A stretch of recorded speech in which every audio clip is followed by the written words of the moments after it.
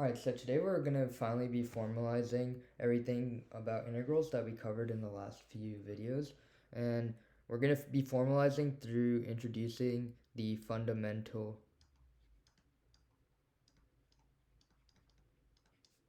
theorem of calculus. Alright, so this fundamental theorem of calculus has two parts, so let's just cover the first part. And so, here, part one. Part one states that if f is a continuous function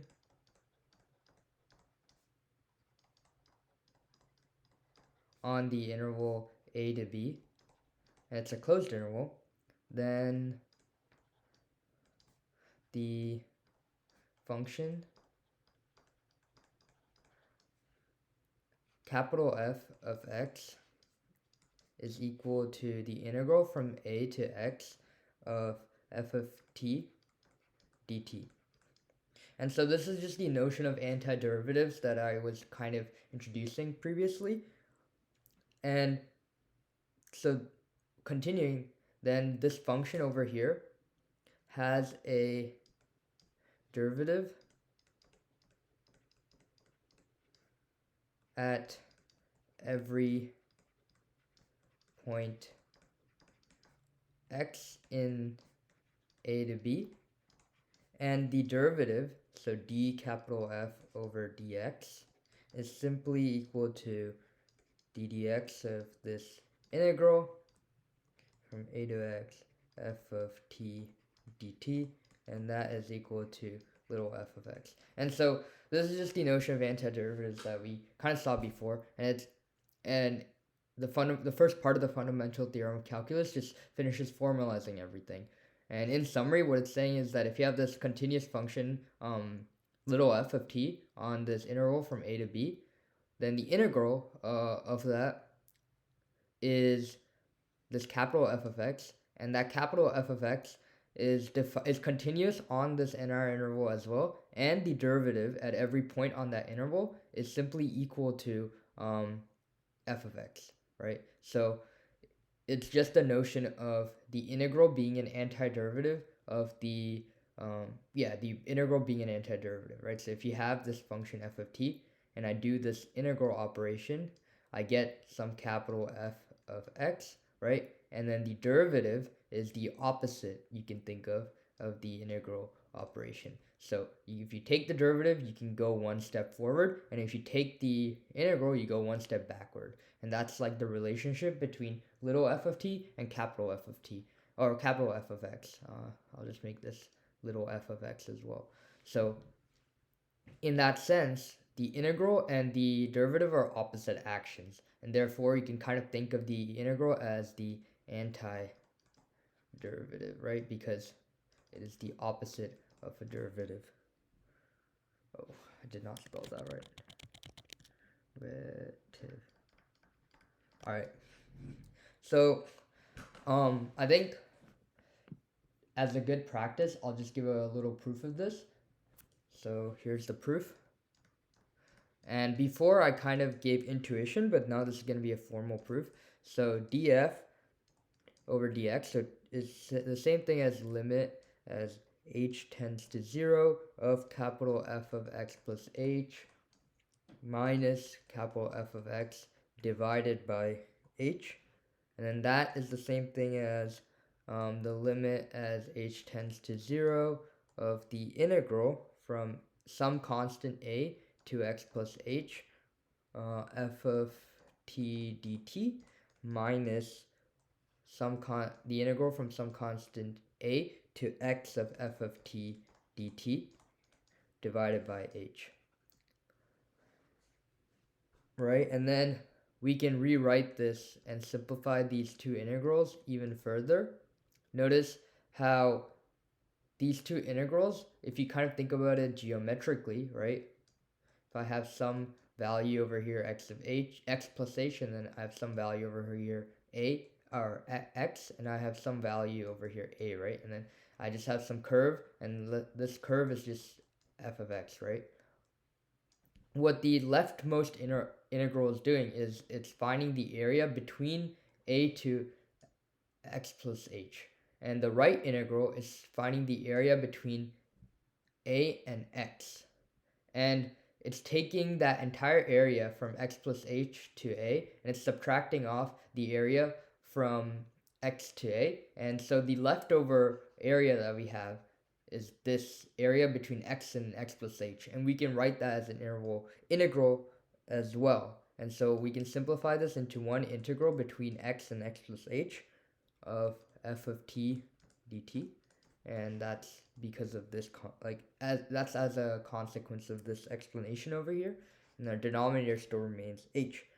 And so in the end we have this expression over here, and if you look at this kind of looks like the mean value theorem that we sort of introduced before, where the size of our interval, so x plus h minus x, is h, and that's the size of our interval, right? So we're taking the integral and then we're dividing by the size of our interval, and because of the mean value theorem, we know that there must exist some c where f of c is equal to the value that the limit as h tends to 0 of the integral between x and x plus h of f of t dt divided by h takes on. And we also know that as the limit of h tending to 0, this as we're making the as we're going towards h becoming 0, the distance from x to x plus h is also tending towards 0, right? So we're essentially tending towards just f of x. And therefore, because we must have this equality hold through the mean value theorem, when h tends towards 0, the only value for which this equality would hold is if f of x is equal to the limit as h tends to 0 as for this expression over here. And therefore, we have just proven that this right-hand side is equal to the left-hand side. And the left-hand side is f of x, and the right-hand side, which we started off by claiming this to be the derivative of f cap or df, where f is capital, over dx. And so we have just proven that little f of x is indeed the derivative of capital, the derivative of the capital F function at some value x. And so that proves the first part of the fundamental theorem of calculus, and there's a lot of problems related to the fundamental theorem of calculus, and so let's just apply it. So example 1, we're given d over dx of 0 to x of 1 plus t squared dt, and we're supposed to find out what this is equal to. And through the fundamental theorem of calculus, we know that this is simply equal to f of x, right? Because this is the integrand, and we can treat that as some function of f of here f of t, and then we just plug in the value at x, and so essentially that just gives us 1 plus 1 over x squared. And so that was a pretty simple example, but let's make this more complex in our second example. Example 2, find dy over dx if y is equal to 1 to x squared of cosine t dt. Now, using the first part of the fundamental theorem of calculus, we know that this is x squared, right? We've only dealt with scenarios where this isn't we're finding the derivative with respect to x, but here we have x squared. And so we cannot directly use the same strategy that we used earlier over here and just plug in x, because that our derivative will be respect to x squared, not x. And so here we can use the idea of substitution, and the substitution that we'll make is we'll say that we'll define a variable u and make that equal to x squared, and then we'll rewrite this as y is equal to 1 over u cosine t dt. And then we know that dy over du through the fundamental theorem of calculus is just equal to cosine of u. But we're asked to find dy over dx. And so dy over dx through the chain rule we know is equal to dy over du times du over dx. And therefore, we just need to find the derivative of cosine of u. Or we know that u is equal to x squared, and so du over dx is equal to 2x. And so this product becomes cosine of u times 2x, and we define u as x squared, and then we can plug in that value for u, and so we get cosine x squared times 2x, and that is our final answer. So notice over here this problem was a little more complex, where we had to use the chain rule because of the fact that we had this x squared, and so that didn't really, because we had the x squared, we couldn't directly apply the fundamental theorem of calculus, and we had to make an important substitution. All right, let's do one last example. Example 3. Let's say we have, so here we want to find dy over dx, right? And so in part A, we're given that y is equal to the integral from x to 5 of 3t times sine t dt. Again, this integral that in the format we have is not the format that we saw in the fundamental theorem of calculus, because this is our variable x and it's the lower limit, where we're used to x being in the upper limit. But we can use properties of integrals, and we can rewrite this as being the negative of the integral from 5 to x of 3t sine t dt. And now we can easily just use the fundamental theorem of calculus, and we know that dy over dt, or dy over dt, is simply equal to minus 3x times sine x. Part B is also a similar idea where we cannot directly apply the theorem, but we can use the property of integrals to reach the final solution. So we're supposed to find the derivative of this function. And so now we have variables on both the lower and upper limits. And so how do we go about making this, or rewriting this integral in a way that we have a constant at the lower limit? And so we can use the fundamental theorem of calculus. Well, we know that we can split up this integral, because if we think about it, again, going back to what the integral represents, the integral from 2x to x squared kind of just represents the area of whatever this function looks like from these two zones, right? But if we can anchor our integral starting point to be at some constant c, we can represent it, and this is kind of taken from how we did this in the proof, but in a reverse manner, where we can represent this overall condensed integral as being the same thing as the integral from some constant c to x squared of 1 over 2 plus e to the t dt minus the integral from c to 2x of the same integrand. And now geometrically this difference represents the same thing as finding out this area, but we're just making our integral anchored at some constant c so we can apply the fundamental theorem of calculus. And now that we have used that, we also notice that in both of these cases, our upper limit, we will have to use the chain rule. So in this case, I'll define u1 as equal to x squared, and then I'll define over here u2 is equal to 2x. And now let's remove these integrals when we find the derivative.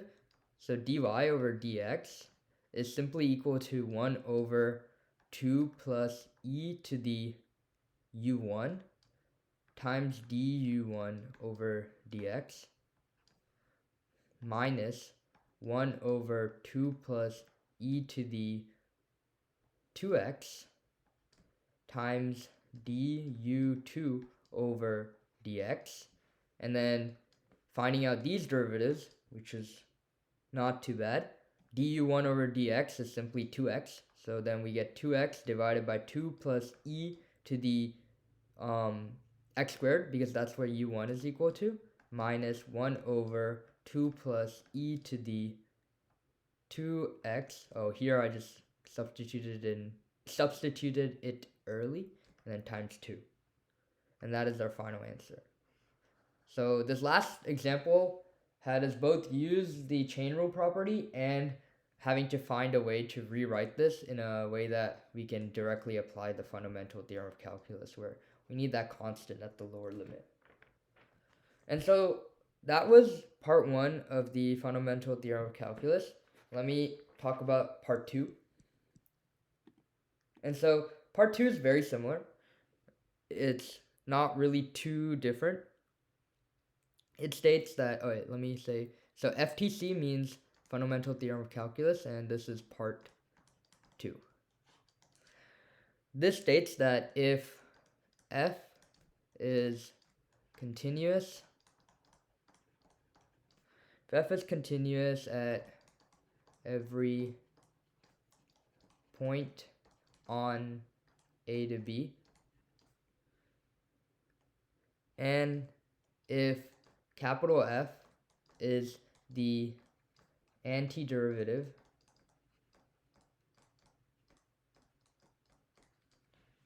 of f on A to B, then the integral from A to B of f of lowercase f of x dx is equal to capital F of B minus capital F of A. So this is nothing new as well. We've seen this before, but I've just stated this in a formal manner. And this part is sometimes also known as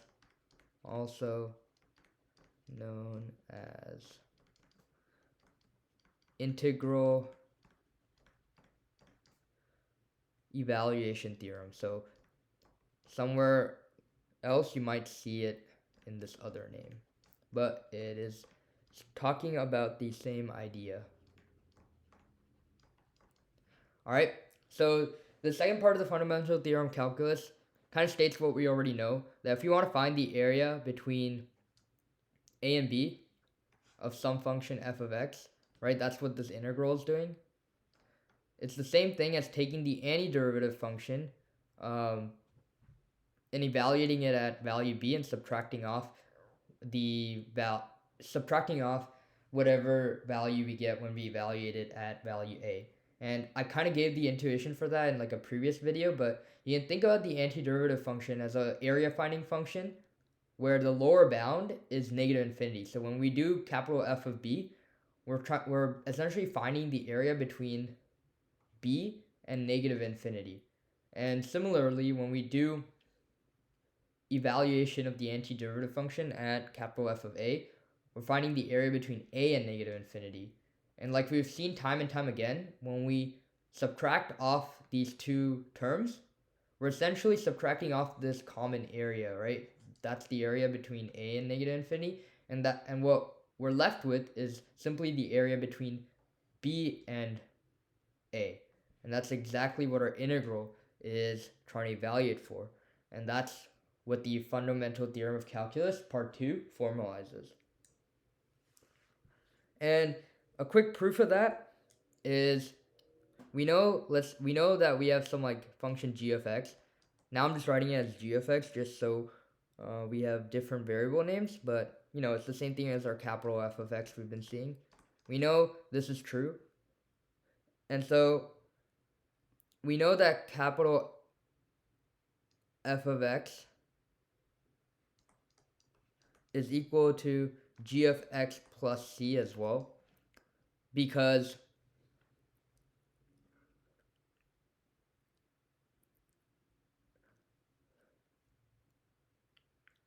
it doesn't matter where we like pivot. And so when we're finding out f of b minus f of a, that's simply equal to g of b plus c minus g of a plus c. And what we're left over with is g of b minus g of a. And with the way that we define g of x, that's simply equal to the derivative or the integral from a to b for this part, right? So this part corresponds to this integral of f of t dt, and then the second part is f of t dt, and our upper and lower limits are both a over here. We know through the properties of definite integrals this is 0, and so we're just left over with this integral on the left, and that basically proves our point of treating, or that basically we're getting back what we sought out to prove on the Fundamental Theorem of Calculus Part 2. So let's do one quick problem related to this. And this is basically going to be how doing most integrals and evaluating them works. So I think this is example 4. Evaluate the integral from -1 to 3 of x cubed plus 1 dx. And so now we're actually dealing with arbitrary equations, and we have to find the antiderivative of what we have over here, right? So we know that whatever this antiderivative evaluates to, when we take the derivative of that antiderivative, we get back x cubed. So I'm saying like d of dx of some x, like of some function f of x, where capital F of x is the antiderivative. Oh my! Capital F of x is the antiderivative of x cubed. Returns back to us x cubed, and on the same wane, we get d of x of like f2 of x, where this is the antiderivative of 1, returns back 1. And so this is a polynomial, and so we know that the derivative of polynomials return back to us polynomials. And if we remember the power rule, we know that if capital F of x is equal to x to the power of 4 divided by 4, the derivative of that will simply equal x cubed. So that we can treat as our first term.